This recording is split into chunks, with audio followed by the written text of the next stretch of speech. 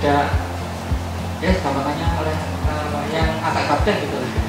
Jadi saya biasa mengajari ikhlas ini di mohon maaf di sekolah-sekolah banyak guru-guru yang sudah sepuh banyak dulu kelas saya buka mengajari ikhlas, mengajari cara kalkulasi menggunakan guru-gurunya sudah pada sepuh, bahkan ada yang bingung membedakan klik kiri dan klik kanan. Nah itu tantangan berat ya, untuk mengajari dia beliau. Tapi alhamdulillah setelah acara selesai mereka minimal bisa dasar-dasar klasifikasi. File ini jangan diupload di internet. Ini ada keterangannya. Langsung saja ke ini ya. Mohon tidak mengunggah file ikhlas ini di luar situs resmi buatan saya. Di grup ikhlas atau di situs resmi EDTC. Jadi sekali lagi jangan boleh dan berhak misalnya dengan mengadakan pelatihan di daerah dengan masing-masing atau di sekolah binaan, sekolah-sekolah IBAS boleh. Namun satu hal yang saya minta supaya filenya tidak diupload di internet. Soalnya ada guru itu dengan tujuan tertentu dia mengupload di YouTube-nya supaya viewernya banyak. Itu saya keberatan. Akhirnya di-take down oleh yang bersangkutan. Untuk yang bersangkutan saja saya mengajari. Lalu hanya pakai kode warna. Yang bahasa Inggris merah misalnya.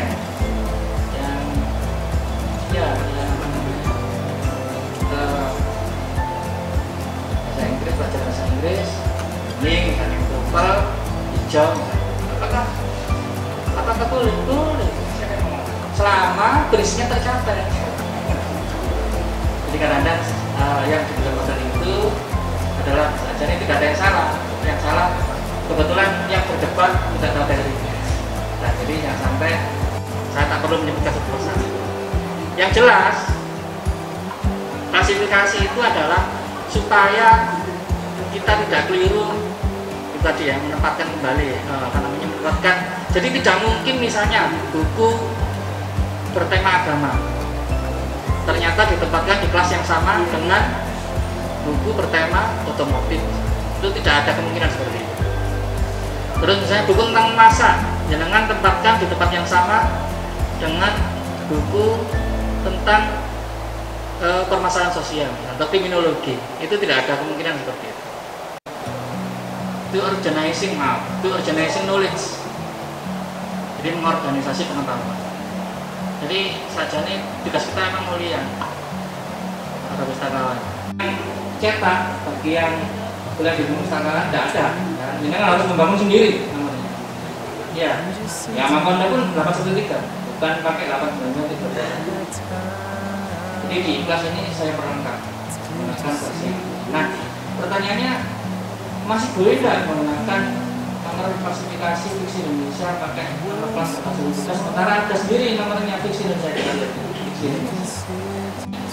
Di bawahnya ada keterangan nomor opsional 813 itu boleh digunakan untuk fiksi Indonesia selain menggunakan nomor aslinya 819 itu juga 213. Ini dasar hukumnya. Dasar hukumnya adalah schedule divisi edisi 23 volume 3 halaman 794. Nah itu ada dari ini, ada penjelasannya. Jadi nomor dasar 810 itu boleh digunakan oleh negara tertentu di mana pustakawan itu berada. Kalau kita di Indonesia boleh menggunakan 810 meskipun 810 itu adalah nomor untuk sastra Amerika dalam bahasa Inggris. Boleh digunakan untuk pustakawan dari negara tertentu. Misalnya kita dari Indonesia boleh menggunakan 810 pustakawan dari Jepang juga boleh menggunakan 810 untuk koleksi sastra Jepangnya. Karena apa? Karena divisi pengasuh divisi sana itu menyarankan supaya nomor itu pendek. Nomor Indonesia kan nomor dasarnya kan panjang 819.221 ya kan, sama pengasuh divisinya malah disarankan lebih pendek. Tapi kita kayaknya nggak terima. Kita sudah disediakan dipermudah nomor yang pendek, maunya yang panjang-panjang. Nah, akhirnya seringkali dalam banyak kasus itu disalahkan. Yang 813 diganti itu nomor klasifikasi 813 diganti 819.213 padahal sama benarnya.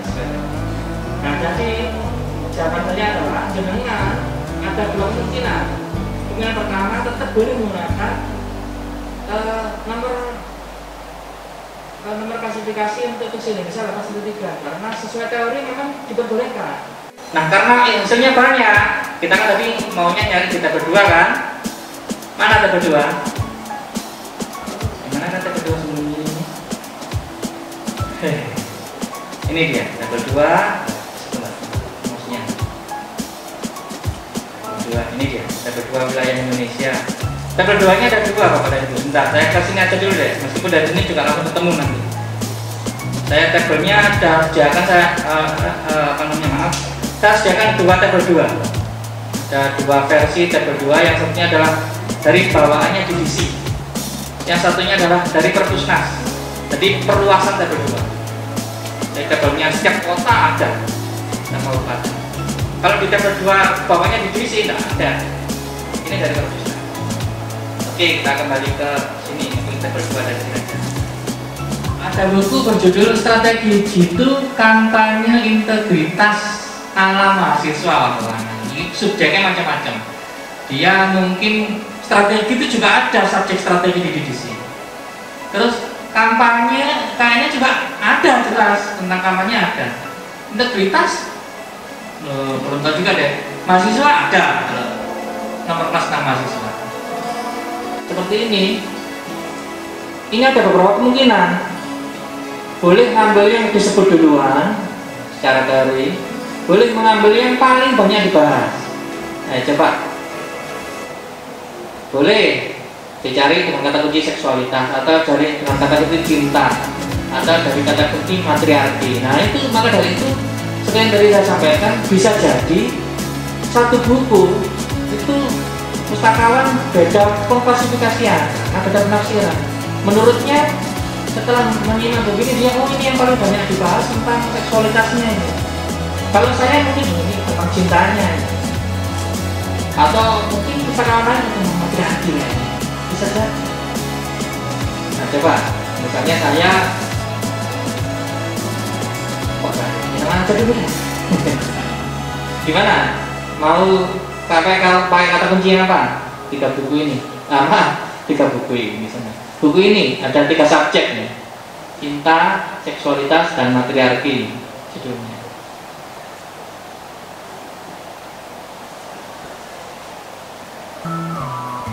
Ada yang sudah menemukan?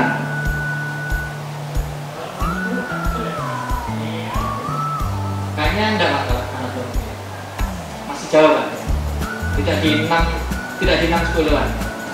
Ini kalau saya lebih di 1 psikologi filsafat.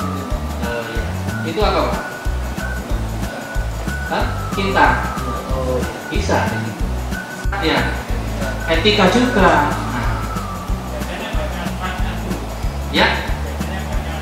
Nah, betul. Jadi sekali lagi, don't judge a book by its cover.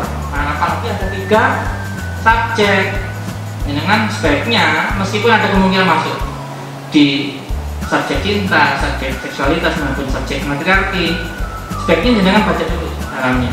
Nah, enaknya gini juga jadi pustakawan itu. Nambah-nambah ilmu masih ya cuma moco abstraknya atau daftar isinya.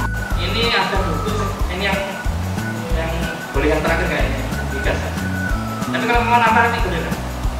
Ini ada buku dengan judul Arek Surabaya Menggugah Mengakhiri Praktik Persewaan Tanah Negara di Surabaya. Ini selesai. Kalau dari segi judulnya saja, saya sendiri pun belum bisa mengira-ngira ini masuk disiplin apa atau subjek. Ini harus dilihat dulu. Perkumpulan penghuni tanah surat, ini tentang pertanahan kayaknya. Ya, yang jelas. Kalau Arek Surabaya, judulnya Arek Surabaya Menggugah dan jenengan nyari dan kata kunci Arek Surabaya, nggak bakal ketemu. Pertanahan ya.